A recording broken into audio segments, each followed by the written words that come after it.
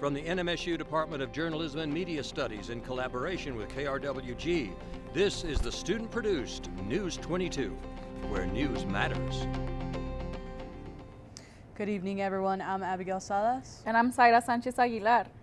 Georgia man is facing 15 years in prison for committing murder in Colfax County in 2024.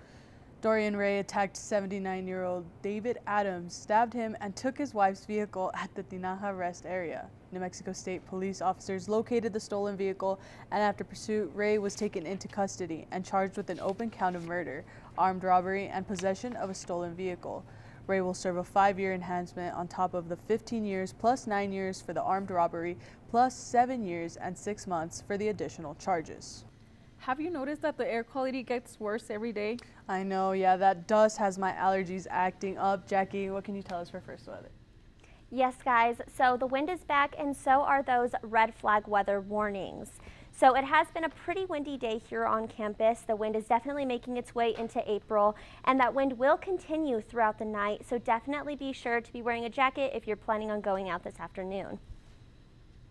So let's take a look. So it looks like our skies today were mostly cloudy. Our temperature was at 63 degrees. Our winds were blowing west-southwest at 12 miles per hour. Humidity was at 14%. Our dew point was at 15 degrees, and our barometer is at 29.71 inches.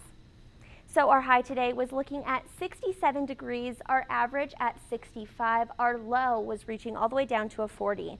Our high in 2021 was at 88 degrees, very hot back then, and in 2016 the low was at 27, very low. There was no rain today. There might be some this evening, not too sure about that, we'll see, but leaving our yearly rainfall at 0.05 inches. Back to the desk. Women across the country spent March celebrating women's history. March was Women's History Month, and Les Cruces celebrated with art exhibit all by women artists. Others celebrated by talking about how far we've come. But of course, the fight for women's rights isn't over yet. News 22's Nina Gallegos has the story. This disfigured sculpture of emotions and hopelessness is how Mary Diesel felt about the 2024 presidential election. I felt like there were so many women crying about what was happening, and I'm almost 70 years old, and I used to believe that things would be different. And Mary isn't the only person who feels like things are getting worse. I just feel devastated every day that I look at the news and I see what's happening and how far backwards we're going, and I really just didn't think we would lose all this ground in this day and age. And for being a woman in a male-dominated field, it's harder than ever. We're a group that has been overlooked. We make less money than men, and it's just really, it's an honor and a privilege, and it's important for us to be out and to be seen. Women's History Month is a time of celebration to honor everything that women have accomplished. It's also a time to acknowledge how far they have to go. And with DEI rollbacks, that's more important than ever. One of President Trump's first priorities after re-election was diversity, equity, and inclusion rollbacks. They will be coming for women's studies. It won't be that hard to dismantle the community of scholars who have produced the work that we've had the advantage of for the last 40 years. Judy Long is the founder of the first ever Women's Studies program at Cornell University. She joined the League of Women Voters in Las Cruces to talk about the effects DEI rollbacks will have on women across the country. Will your half of the community property? And the fear for women scholars now is that women's work will again be erased into the back of history, leaving women feel like they are not a part of the fields they've worked so hard to break into. Women have always been there before us. And the scarcity that I encountered during my education, it's socially created. But one gallery worked extra hard to make sure women in the art field are seen. The Mad Hatter has been open for less than a year, but owner Penny Peace is drawing attention from around southern New Mexico. With a focus on contemporary art and in March a focus on women artists, it gives women a chance to see themselves extremely present in a business that can be unwelcoming. The industry is very male dominated, it is, and to stand in a room with other women who are very like-minded, you know, unifying as one, there's just no words that can describe that. Some women are hopeful for the future. Dreams and do not give up on your dreams. And others I wish I were 10 years older and I could die and forget the whole thing. are less optimistic. But one thing that they do know is that these women aren't going anywhere. They're going to have to accept this, regardless. Nina Gallegos, News 22. Stay tuned. Jacqueline will be back with your national weather forecast.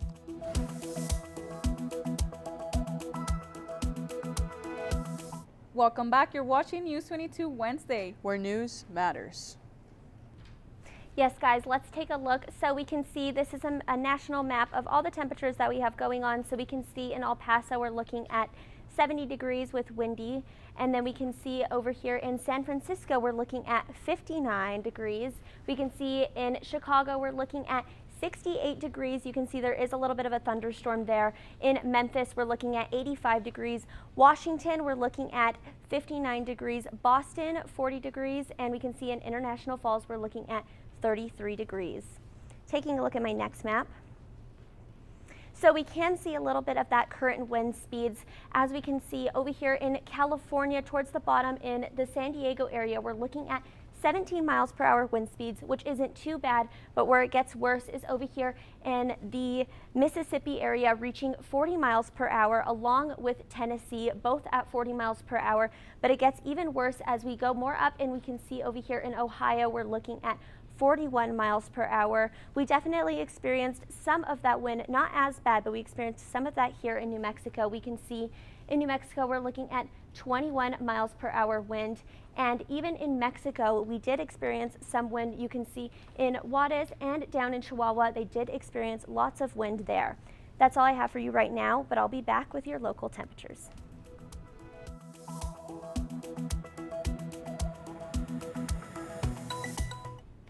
Hi guys, welcome back, and let's take a look at our temperatures. As we can see in Farmington, we're looking at 45 degrees. Santa Fe, 1 degree lower at 44. Albuquerque, we're looking at 50 degrees. In Gallup, 39. Clovis, we're at 54. Ruidoso, 45. Roswell and Las Cruces at 63 degrees, and in Deming at 61 currently. Now let's take a look for tomorrow. We're looking at Farmington is at 48 degrees. Santa Fe, 46. Gallup at 44, Albuquerque at 54 degrees, and in Clovis 66, Ruidoso 50, Roswell at 70 degrees, so it is a little warmer there. And in Las Cruces we're at 65 degrees, and Deming tomorrow will be 64 degrees. In Alamogordo, the skies tonight are going to be clear with a low of 42 degrees. Tomorrow the high of 63 degrees with sunny skies. In Truth or Consequences, the low will be at 34 degrees, and the high tomorrow will be at 63 degrees with sunny skies. In Silver City, tonight it's going to be at the low of 30 degrees, and tomorrow the high of 53 with sunny skies. And in Las Cruces, we can see the low tonight is going to be 40 degrees with some cloudy skies, and tomorrow those clouds are still going to continue, but with a little bit of sun with the high of 65 degrees. Back to the desk. And Barbara Nikolaeva is next with sports. Thanks, guys. Coming up in sports, the Aggie baseball team fell to the Lobos yesterday night in a tight game. Don't go too far because News 22 Sports is next.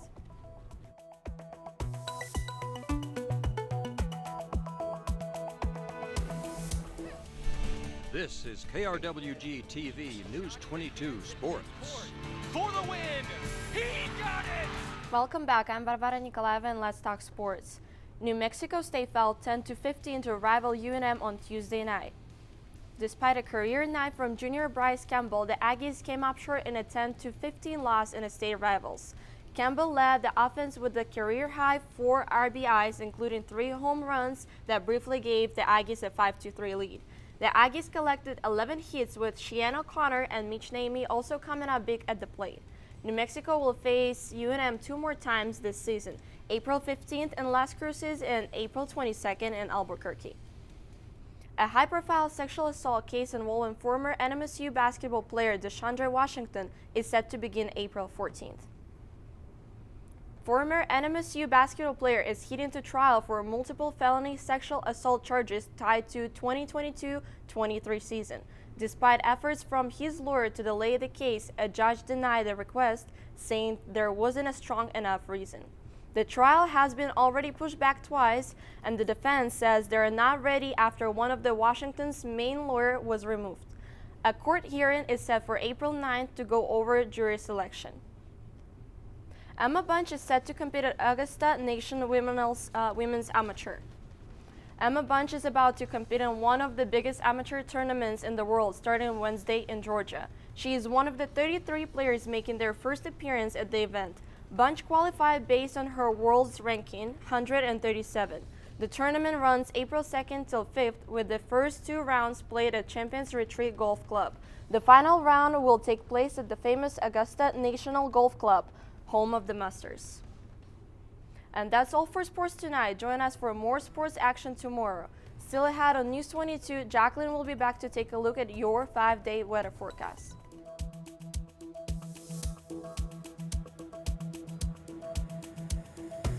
Now let's take a look at our top stories. A man is serving 15 years for the murder of 79-year-old David Adams at the Tinaja Rest area in Colfax County, New Mexico. Georgia resident Dorian Ray pleaded guilty a year after stabbing Adams and taking his vehicle. And Women's History Month is over, but women are still fighting against DEI practices that will put them behind in fields they've been working hard to break into. Now let's take a look at our 5-day forecast. As we can see, on Thursday, we're looking at partly sunny skies with the high of 65, low of 46. Friday, those partly sunny skies continue with a high of 64, low of 39. Saturday, we're hoping to see some showers there with a high of 57, the low of 36. And Sunday and Monday, sunny skies, the high on Sunday of 64, low of 37. And Monday, the hottest day of the week, looking at 71 degrees and 41 as the low. And that's all for News 22 Tuesday. Thank you everyone for joining us tonight. Tune in tomorrow night for more news, but don't go anywhere yet because Emiliano Salgado is next with Noticias 22 en Español. I'm Sara Sánchez Aguilar. And I'm Abigail Salas, and from the whole News 22 team, Barbara, Jacqueline, Saida, and myself, good night.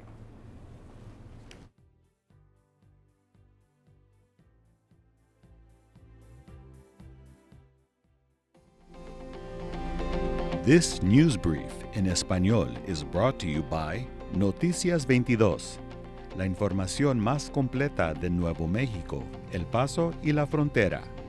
Noticias 22. Buenas tardes, gracias por continuar en Noticias 22. Yo soy Emiliano Íñiguez Salgado. Un hombre del estado de Georgia ha sido condenado por un asesinato que ocurrió el año pasado. De acuerdo a la Policía Estatal de Nuevo México, el sospechoso Dorian Ray atacó a David Adams, de 79 años, apuñalándolo y llevándose el vehículo de él y de su esposa. La pareja estaba en el área de descanso de carretera de 25 al noroeste de Santa Fe. El crimen tomó lugar en el condado de Colfax en abril de 2024. Oficiales comentaron que Ray también era sospechoso de otro incidente en Colorado, donde robó un vehículo a punta de cuchillo. Tras una persecución por el crimen del que se está deteniendo, Ray fue condenado este 6 de febrero por varios cargos criminales. Estos incluyen asesinato en segundo grado, robo a mano armada en segundo grado y agresión agravada a un agente de policía. Ray cumplirá 15 años por el asesinato de David Adams, con un aumento de su tiempo en la cárcel debido a varios de los cargos adicionales. La mayoría de los estadounidenses desconfía de los aranceles. Según una encuesta de la Facultad de Derecho, eso ha sido todo por mi parte. Muchas gracias por todo y síganos en nuestras redes sociales. Hasta pronto.